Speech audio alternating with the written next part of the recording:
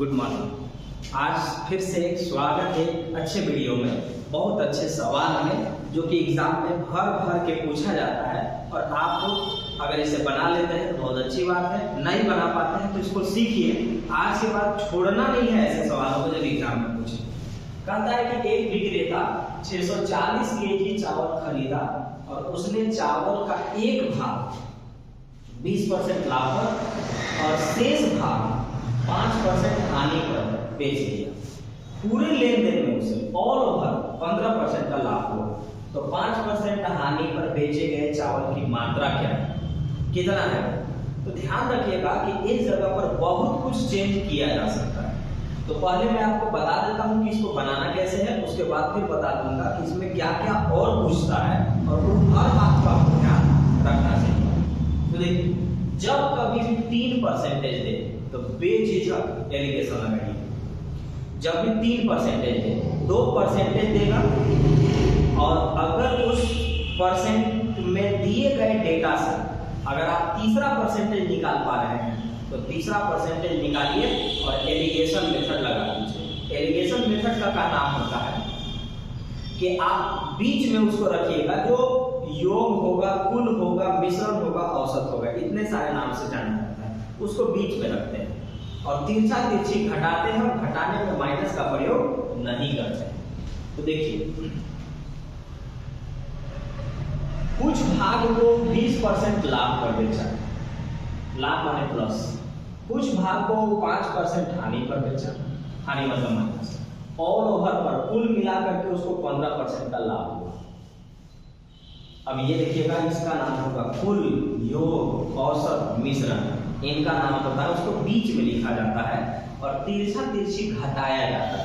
घटाने में माइनस का प्रयोग नहीं किया जाता है। जैसे 5 में से 10 गया तो 5 बोलेंगे, 10 में से 5 गया तो वो 5 बोलेंगे, माइनस नहीं बोलेंगे यहाँ।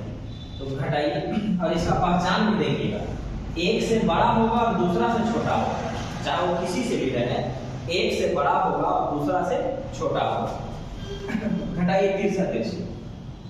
अब ध्यान दीजिएगा कि आप इसको घटा रहे हैं तो -5 में से -15 जब आप घटाइएगा तो माइनस और माइनस हो जाएगा प्लस। तो ये रहा 20, हम तो घटा रहे थे लेकिन माइनस होने के कारण क्या हो गया, जुट गया। 20 में से 15 घटाइए तो आएगा 5। यहाँ से -5 में से -15 कर रहे थे तो माइनस और माइनस प्लस हो जाता है, तो हमने यहाँ पर क्या कर दिया, प्लस कर दिया। इधर से 20 में से 15 घटाया 5 आया। अगर ये भी माइनस में होता तो ये भी क्या होता, जुड़ जाएगा। अब देखिएगा, 5 से 4 बार में, 5 से 1 बार में, इसका मतलब होगा कि 20% लाभ पर जो बेचे वो 4 रेशियो में है, 5% हानि पर जो बेचे हैं वो 1 रेशियो में है। तो ये दोनों मिलाकर के कितना रेशियो में है, तो 4/5 रेशियो में है।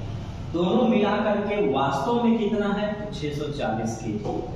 तो 5 रेशियो का वैल्यू 640 केजी है, तो 1 रेशियो का वैल्यू क्या होगा, तो 5 एकम 5, 5 दूनी 10 और 5 बटे 40।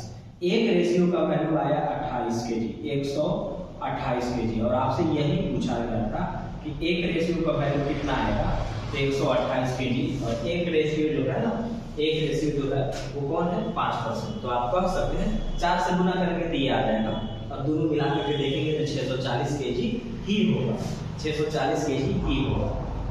बनाते कैसे, फिर से सुनिएगा। 20% लाभ पर बेचा, 5% हानि पर, और ओवर देगा, उसको बीच में लिखना है।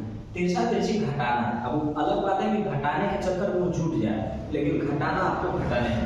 तो ये जुट गया तो 20 लिखा के घटाए तो इतना आया, काटे तो 4/5। कुल मिला के 5 रेशियो में है, 4/1 मतलब कुल रेशियो 5 और कुल 640 केजी। तो 5 रेशियो का वैल्यू 640 केजी, 1 रेशियो का वैल्यू 128 केजी। 5% हानि पर 1 रेशियो में बेचे थे, वो था 128 के बराबर, तो 128 केजी बेचे थे।